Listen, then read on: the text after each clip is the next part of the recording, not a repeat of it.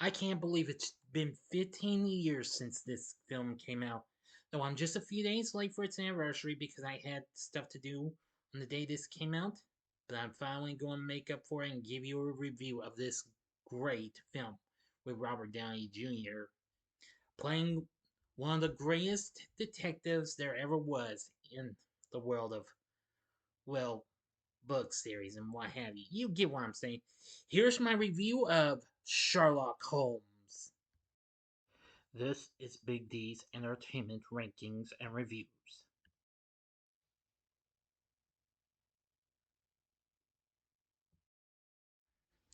So, greetings, my fellow YouTubers, and welcome to Big D's Entertainment Rankings and Reviews.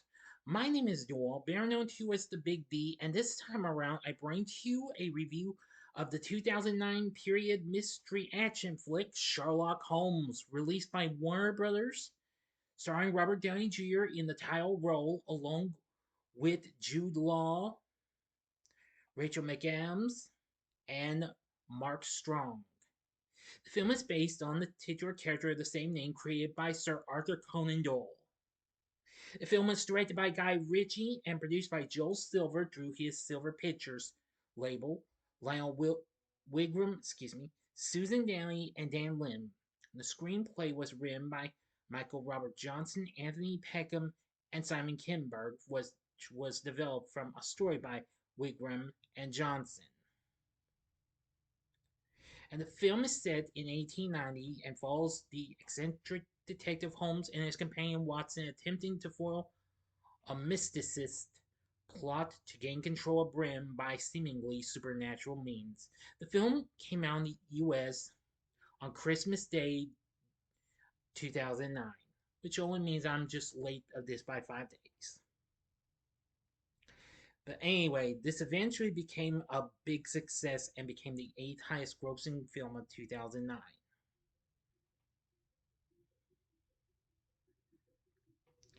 In 1890 London, private detective Sherlock Holmes and his partner, Dr. John Watson, prevent the ritualistic murder of a woman by Lord Henry Blackwood, who has killed 5 women. Inspector Lestrade and the police arrest Blackwood. 2 months later, Watson, engaged to Mary Morstan, is moving out of 221B Baker Street. He looks forward to not having to deal with Holmes' eccentricities. Blackwood, who claims to have supernatural powers, is sentenced to death by hanging, but not before he requests to see Holmes, warning him of 3 more unsolvable deaths that will cause great changes to the world. Holmes nonetheless dismisses his claims, and Blackwood is subsequently hanged. Holmes is visited by former adversary Irene Adler, who asks him to find a missing man named Luke Riordan.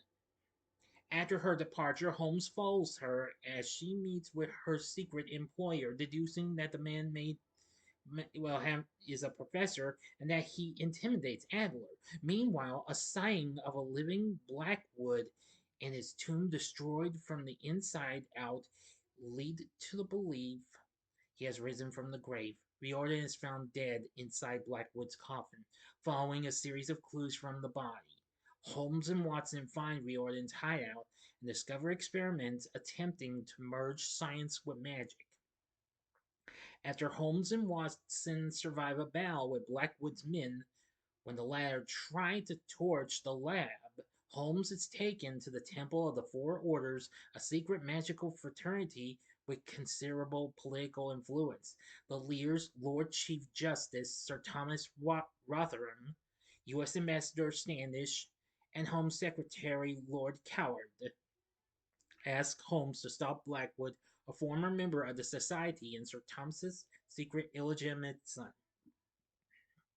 That night, Sir Thomas drowns in his bath as Blackwood watches, and the next night, Lord Coward calls a meeting of the Order where he nominates Blackwood to take command in place of Sir Thomas.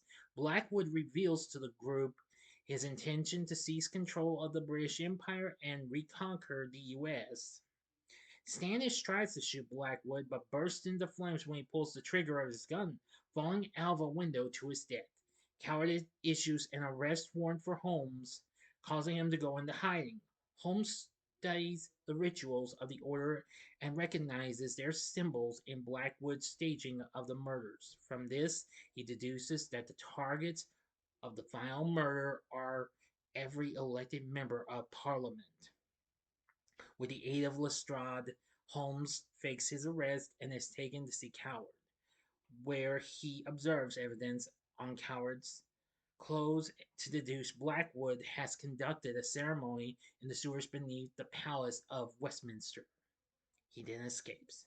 Holmes, Watson, and Adler find Blackwood's men in the sewers, guarding a device based on Riordan's experiments, designed to release cyanide gas into Parliament chambers and kill all but Blackwood's supporters, to whom he has secretly given an antidote. Blackwood comes before Parliament and announces their impending deaths, then attempts to activate the cyanide device by remote control. Adler is able to deactivate it with a controlled explosion. Coward and Blackwood's supporters are apprehended as Blackwood flees Parliament. Now for the ending. As always, you know the procedure. You'll have 5 seconds to stop this video. Go to the description box below and fast forward to the time below as I count down now. If you've seen the movie already, please continue. Okay, you've been warned. Holmes chases Adler, who has taken canisters of cyanide from the device through the sewers to the top of the incomplete Tower Bridge, where they are confronted by Blackwood. Blackwood fights Adler and forces her off the bridge into the river, taking the canisters from her. He and Holmes then fight. As the latter reveals, he has deduced how all of Blackwood's supposed supernatural feats were merely the work of science and trickery.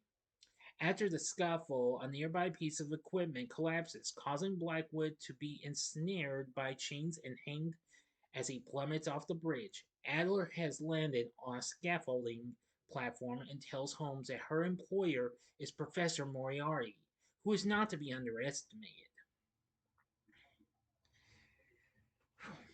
And as Watson moves out of 20 well, to again, 221B, a police constable reports to Holmes that a dead officer was found near Blackwood's device. Moriarty used the confrontations with Adler and Blackwood as a diversion while he took a key component based on the infant science of radio from the machine. And Holmes considers the case reopened. End of story. So, what did I think of Sherlock Holmes? Well, I've seen this a few times. I gotta say, it's really a fun thrill ride. I remember going to the theater to see this when it came out. I think it was just so incredible. I mean, after Iron Man was a big success and big comeback for Downey a year prior, he does an exceptionally good job with this one.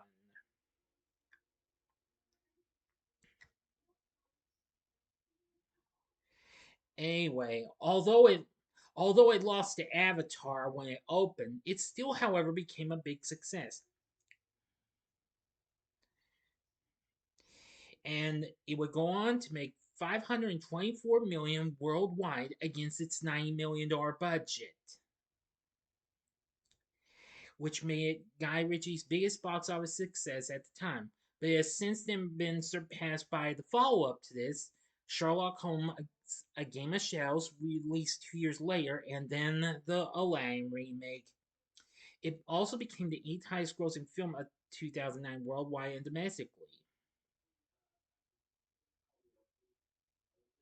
and eventually became the 6th highest grossing film to not get a chance to go at #1.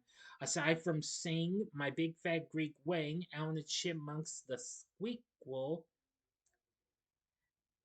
and its 2007 predecessor, and the 2018 remake of A Star Is Born. But anyway, the film got good reviews. Rotten Tomatoes has it at a score of 70%, saying Guy Ritchie's directorial style might not be quite the best fit for an update on the legendary detective, but the film benefits from the elementary appeal of a strong performance by Robert Downey Jr. I couldn't agree more. Metacritic has it at a score of 57, while audiences polled by Cinema Score gave this a B. Roger Ebert seemed to like the film and highlight the film's strong characters, the visuals, and action-packed plot. The characters were also uh, praised by Jake Tomlinson of Shape magazine, who believed that Downey Jr. and Law were perfect together, and that Strong was a convincing and creepy villain. There's so many other good responses and what have you, but I'm not going to get into too much of the reviews and what have you. It actually went on to win the Golden Globe for Best Actor in Music or Comedy for Robert Downey Jr. It won Best Thriller at the Empire Awards and the Outstanding Supporting Visual Effects in a Motion Picture at the Visual Effects Society. It was nominated for numerous Saturn Awards but lost, unfortunately.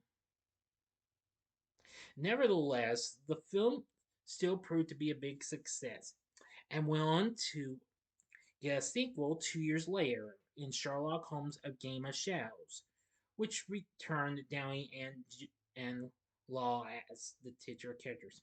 A third film is unfortunately currently in development hell, but it did get two spin-off films in Enola Holmes, which came to Netflix. And there are two television series in the universe of the films that are currently in development for Max. But we'll see what happens, though. So, also, the score for the film was done by Hans Zimmer, who does an exceptionally good job on his work in music. Very good music, actually. For our cast, we have Robert Downey Jr. playing the titular character of Sherlock Holmes.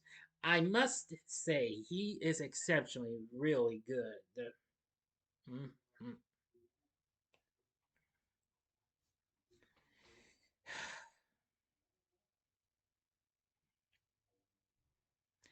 Jude Law played Watson, and I've got to say, he was absolutely really good.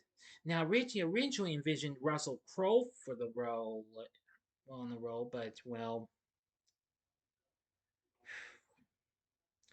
nonetheless, Law was really good.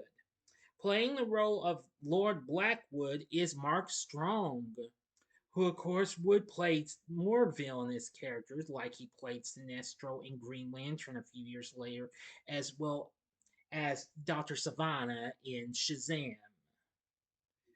Great villain, really liked it. Him. Rachel McAdams played the role of Irene Adler. I've got to say, she was very good. After seeing her in films like Mean Girls, The Notebook, and Wayne Crashers, yes, she was very good. And we have many others, including Kelly Riley as Mary Morstan, A. Marsan as Inspector Lestrade, Hans Madsen as Lord Coward, Geraldine James as Mrs. Hudson, and James Fox, who recently played Veruca Saltstead in Charlie and the Chocolate Factory 4 years before this, plays Sir Rotherham. William Ho played John Standish. So anyway, I'm going to say very good. Now, Andrew Jack provided the voice of Professor Moriarty, although Ritchie initially declined to identify him. Now, the character would appear in the sequel, played by Jared Harris, and he would read and Harris would redub Jack's lines for later home media releases and television broadcasts of this film.